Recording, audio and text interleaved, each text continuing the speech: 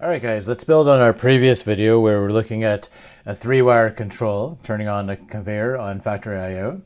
We were doing that in structured text. So why do I have a ladder diagram here when it's a structured text video? Because we're going to put this one on the side and we're going to use this ladder program and we're going to build this into a structured text program. So just to demonstrate how this program works, we've got a stop-start station, we've got a standard three-wire. The stop could be here, the stop could be here. There's conversations on whether this should be a normally open or normally closed. We're not going to have those discussions right now. The start push button is a physically normally open contact, so we're waiting for it to be a 1.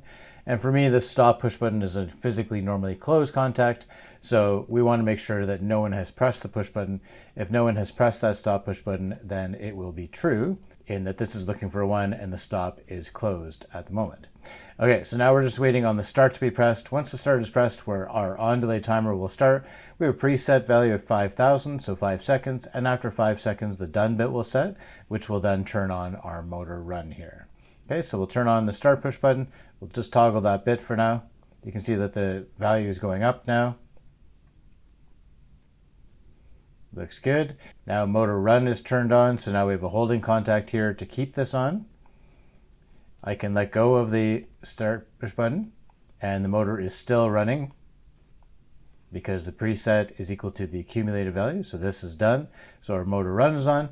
And then all we're waiting on is for somebody to press the stop push button. When they press the stop push button, it will become a 0 because there will be no voltage going to the terminal. And so if we do that, then it should turn off the timer and instantly have the done bit go to 0 and the motor run to 0. And obviously this will no longer be true. So we'll toggle that bit now, and you can see that your motor run has turned off. And then this would be our base state for that circuit there. Okay, so let's take this circuit and now let's create it into a structured text example. Okay, so what I'm going to do is I'm going to grab this and bring this over here. So we have two windows here. If we can do that, there we go. Okay, so we've got, this is my main routine. My main routine is just jumping between the two subroutines. So I have my main program, and then I have two subroutines being ladder examples and structured text examples. So it's just calling both of those guys in my main routine here. Okay, so let's take a look at our structured text. This was our program that we had before. Let's give ourselves a little bit more room. And we're going to make a couple changes here. So let's get rid of the values for each of our tags here. There we go. So we've compressed our program now.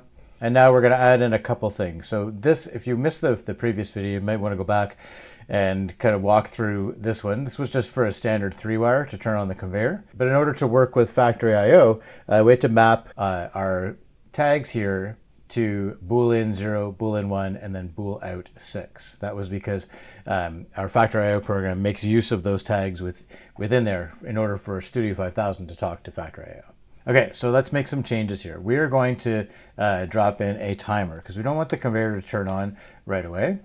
So we're going to drop in a timer. I need to move over here to start pending routine edits, and then I can actually change things on my text here. Okay, so we've mapped our two inputs, the stop and the start push button. We've mapped our output being bool out 6 and motor run. So I made use of different tags here so that I didn't have duplicate tags in both subroutines there. Okay, so the next thing we're going to do is we're going to create a time delay. So the time delay in structured text in terms of like an on delay is actually TONR, timer on delay with reset. So it's not the standard TON that you see in the ladder, it's TONR. Okay, once I do that, I'm going to give it a name. Okay, so you can see here that it's telling me that the instruction is TONR, and then I have to provide a tag there. Okay, so the tag for this guy, I'm just going to call it delay timer. Okay, and close the brackets. Okay, anytime that I'm doing something, I need to have 99.9% of the time a semicolon at the back end there. So now I've created a time on delay with reset. I provided it with a tag called delay timer. And once I've done that, then I can create the preset. Okay, you can see that at the moment it's angry at me. So prior to creating the preset value, I have to actually define this tag because it's an undefined tag. So I'm going to right click on this guy, new tag, It says timer, so hopefully it picks it up. There we go. So you can see here that it's not a standard timer, it's a function block timer. So the structure text and function block make use of function block timers and counters. Okay, we're going to hit create. Excellent. Now it's no longer angry at me. Let's go down to the next line here. Let's tab in, and then we're going to provide this with a preset. So I'm going to call that delay timer, this guy right here. And then I'm going to put in dot. And now you can see that as soon as I put the dot there, all of the values that correspond to that TONR are available to me. So the accumulated, the done, the enable in, enable out, instruct fault, the preset INV, I'm not sure what that is, reset, and then the status there. So what we're going to make use of is the preset. So we need to set it the same as here. So we're going to do dot preset. Okay, and then we're going to say that that is going to be equal to 5,000. Okay, again, I need a semicolon at the back end there. Okay, so now we're going to add some stuff to this code down here. This portion right here is saying that if the stop push button is a 0, like if not stop push button, so that's saying if the stop push button is 0, then motor run is going to be equal to a 0. Okay, we also have to make sure that if the stop push button ends up being a 0, being that somebody has actually pressed the stop push button, then we need to turn off the timer enable. So we're going to do delay timer, then we're going to do dot, and then we need, I'm going to scroll down, I missed a couple of them. There's a couple down here as well. So we missed timer enable and then the TT. So we're going to make use of this one, timer enable. Okay, so all I did was I double clicked on that guy. And we're going to say that that is also equal to 0. So if the stop push button ends up being pressed and its value is 0, then motor run gets turned off and our on delay timer gets turned off. Okay. In the previous video, we found that we cannot type in false, right? As soon as we type in false, it's angry at us and it's saying that it's an undefined tag. So we have found that we need to put in a 0 for false and a 1 for true. Excellent. Okay, next thing we're going to do is we're going to take out this OR logic here. We're going to say, all right, if the start push button is pressed, then we're going to turn on our delay timer enable. So we're going to copy this guy right here. Paste that bad boy in here. Okay, let's tab it back. And then we're going to say that that's going to turn on our timer. Okay, I've started an if statement, so I'm going to do an end if there. There we go. Yeah, maybe we'll tab that in just to make it clearer. Okay, looks good. And then the next thing we need is, so we've said if the stop push button is a 0, then the motor run turns off and delay timer goes off. If the start push button is pressed, then we're going to enable the on delay timer. And then once the on delay timer is done, then we're going to turn on the motor.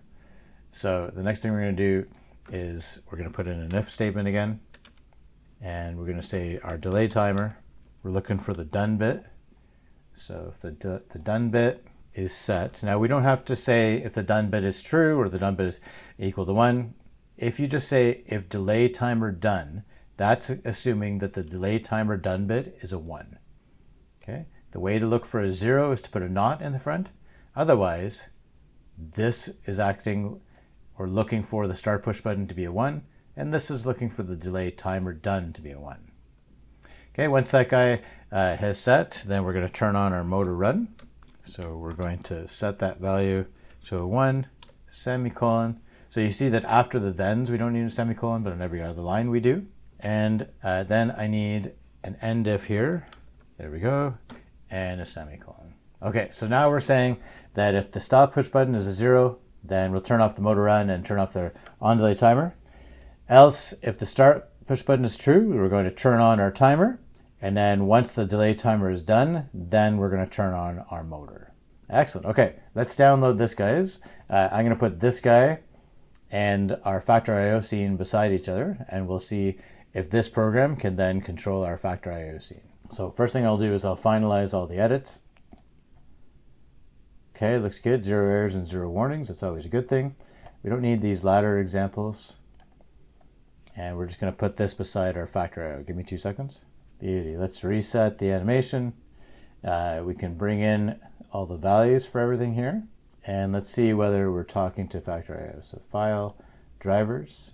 Okay, so as soon as I downloaded that, it changed something in my program. So I'm going to disconnect and reconnect. Beautiful. Now everything's coming in. And now I should be able to press this push button and see that my stop push button changes state. Beautiful. Looks good. So now we know that we're talking to Factory.io. So now next thing is I'm going to press the start push button. That should turn on my timer. We should see that the value starts to increment there. And actually we don't have anything here in our program to look at the accumulated value going up. So let's create a watch table, guys. So let's go to view. Let's go to watch. We've got our start, stop, motor run. Let's go to look at our timer now. Okay, so we have our delay timer that we're looking for. Looks good. And we're looking for the accumulated value.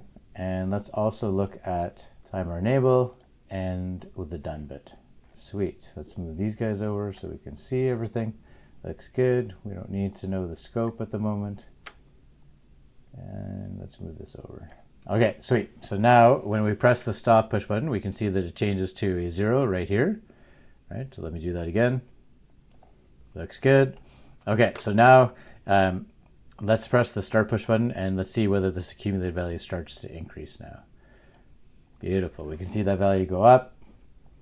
Looking good. Once it gets to 5 seconds, the motor turns on, right on. Nice. So our done bit has now set and our conveyor is now rock and rolling. If we hit the stop push button, then everything should turn off. Nice. And if we hit the start push button again, then we should see I did that a little bit too fast. Start push button should come in true. At that point, our timer enable should be true and our cumulative value should start to increment. So I'm going to press the start push button right now. See that the start push button is true, enable is true, let go of the start push button, enable is still true, get to 5,000, and our conveyor turns on. Beautiful.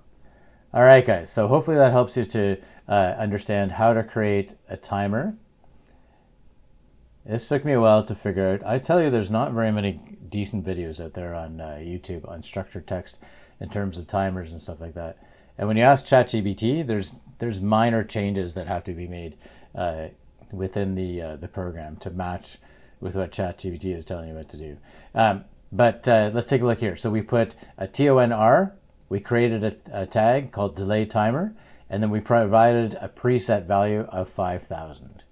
Okay. The instruction to turn on was our timer enable.